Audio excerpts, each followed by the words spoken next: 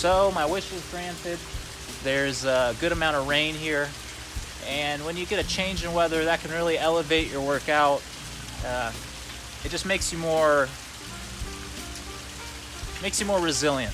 So I'm gonna do an Ido Portal developing leg practice in the rain. The rain will make it, that much more intense. So let's get into it. So, training in the rain, similar to Singing in the Rain. I don't actually know where it's from, what Singing in the Rain is from, so if you could leave in the comments, that might help me out. Brain-derived neurotrophic factor is the chemical in your brain responsible for neuroplasticity. These are all big, fancy, psychological, neurological words showing that your brain will adapt to the new things and you'll get better at what you do. I'm not going to get into the heavy science or the why, but the more new things you do, the better you'll adapt to doing those new things. And they do know that the more you learn, the better you are at learning. So getting out in new sensory-rich environments, stimulate your senses. The rain, I don't often get wet out in the rain too much. So getting out in the rain here is good for the balance. It's good for the senses. It's stimulating. And the Ido Portal method is about flowing and being spontaneous. So while I'm trying to do a developing legs practice here, where I do single-legged deadlifts, wide leg and single leg sissy squats is how I do. And then with the single leg sissy squats, you try to touch your heel, and with the double leg, you do touch both your heels. Do close. He said to do wide, but I think narrow is good too. And the rain just elevates the workout. It just makes it more fun for me. It makes me more resilient, so that I'll be accustomed to the rain. I'll have my neurological pathways will be like, whoa, I'm getting wet, and this isn't a shower. It smells different. It's a very sensory-rich environment.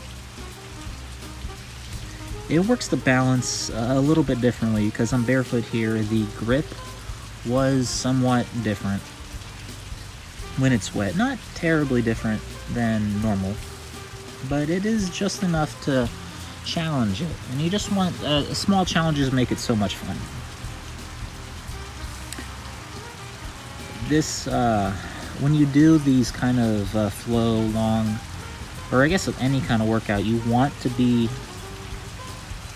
breathing at a regular pace, at a steady pace. Don't want to be varying your breathing too much. Steady breathing. There's a lot of ways to breathe. I'm still learning them. I am vaguely familiar with yoga. I have a good amount of experience with the Wim Hof method. But just having breathing that synergizes with the movement you're doing. Anatomically, when you breathe out, you get smaller, you contract, and when you breathe in, you expand, you get bigger and ever so slightly heavier. But the only thing that you'd really want to do a breathing out for is when you're colliding with the ground. So like when you're going down on a squat, landing, breathing out might help just a little bit, as long as it doesn't interfere with the movement itself. I did a lot of splits training here in the rain and outside of it as well. Outside of the camera, I meant. So getting out in nature, wearing another thing that can make you more have more sensory, have more stimulation of the senses is barefoot minimalist shoes, which I kind of hobbyist in them, because the ground and the natural terrain is inherently varying. Each step is a little different, as opposed to conventional shoes, which makes every step the same no matter what you're stepping on. Because of the cushion and the support, the change in the ground is negligible. But when you're barefoot, the change in the ground is significant. And it makes you think, and it makes you move. A little bit of hand balancing. I've been a little tired because I have been doing a handstand push-ups every day shorts.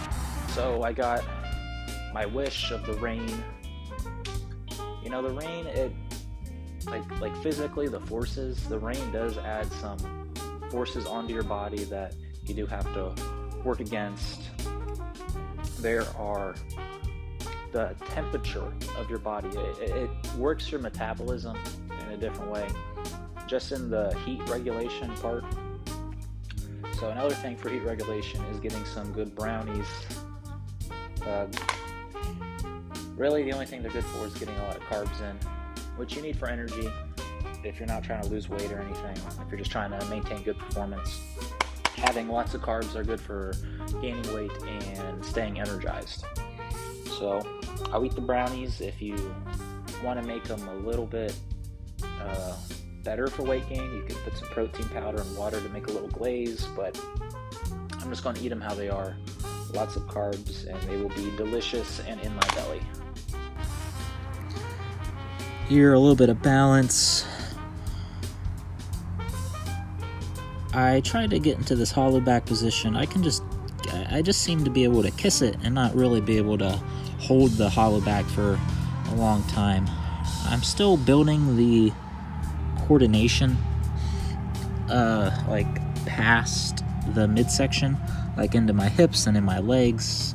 They're all kind of floppy because I learned as a b-boy, so the legs are a big part, are very dynamic, not very steady. So here I'm just trying to get into one-arm handstand training. I took a little bit of time off, but I have been able to at least lean over and do a weight shift onto one hand. And here is something that video games are good for you, as long as you intend to use them the right way, not just to be super lazy and neglect aspects of your life, but in order to gain some neuroplasticity, gain some novel stimulus to your senses that will make your brain more plastic, more malleable, better to learn. VR and Bosu Ball is kind of the best way that I found to get new stimuli to make my brain very malleable, eager to learn. Variety is the spice of life, and it keeps you young. If you get older, you're more prone to watching the same media, watching the same content, living in the same routines, traveling in the same places, and not being amazed, not seeing something awesome, awe-inspiring, and seeing awe.